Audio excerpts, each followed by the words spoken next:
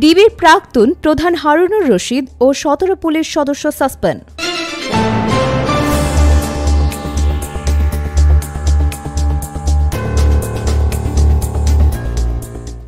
Welcome to CB news.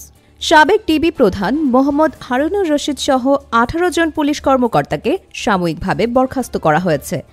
কিন্তু কেন এই সিদ্ধান্ত, কী কারণে তাদের বিরুদ্ধে এমন কঠোর ব্যবস্থা নেওয়া হলো, আমরা বিস্তারিত জানব। সাবেক ডিবি প্রধান হারুন সহ ১৮ পুলিশ কর্মকর্তা বরখাস্ত। স্বরাষ্ট্র মন্ত্রণালয়ের জননিরাপত্তা বিভাগ থেকে গতকাল অর্থাৎ রবিবার এই সংক্রান্ত একটি প্রজ্ঞাপন জারি করা হয়েছে। এই আদেশটি জারি করা হয়েছে স্বয়ং রাষ্ট্রপতির আদেশক্রমে এবং এতে স্বাক্ষর করেছেন সিনিয়র সচিব নাসিমুল গনি। প্রজ্ঞাপনে বলা হয়েছে, এই ১৮ জন কর্মকর্তা কর্তৃপক্ষের অনুমতি ছাড়াই তাদের কর্মস্থল থেকে দীর্ঘদিন ধরে অনুপস্থিত ছিলেন। সরকারের পক্ষ থেকে এটিকে পলায়ন বা অ্যাবসকন্ডিংয়ের মতো গুরুতর অপরাধ হিসেবে গণ্য করা হয়েছে।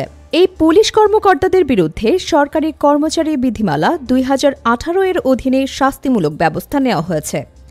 বিধিমালা অনুযায়ী বিনা অনুমতিতে কর্মস্থল থেকে ৬০ দিন বা তার বেশি সময় অনুপস্থিত থাকাকে পলায়ন হিসেবে গণ্য করা হয়, যা একটি শাস্তিযোগ্য অপরাধ।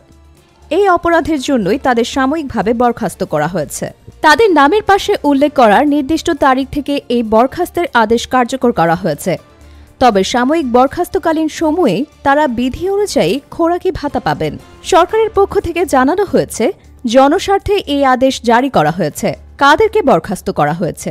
বরখাস্তকৃত কর্মকর্তাদের মধ্যে রয়েছেন ডিএমপির সাবেক অতিরিক্ত পুলিশ কমিশনার মোহাম্মদ হারুনুর রশিদ, ঢাকা রেঞ্জের সাবেক ডিআইজি সৈয়দ নুরুল ইসলাম, ঢাকা জেলার সাবেক পুলিশ সুপার মোহাম্মদ আসাদুজ্জামান সহ আরও বেশ কয়েকজন আলোচিত কর্মকর্তা।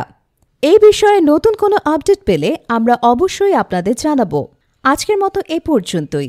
আমাদের চ্যানেল সাবস্ক্রাইব করে আমাদের সাথেই থাকুন। Subscribe now for daily news and updates.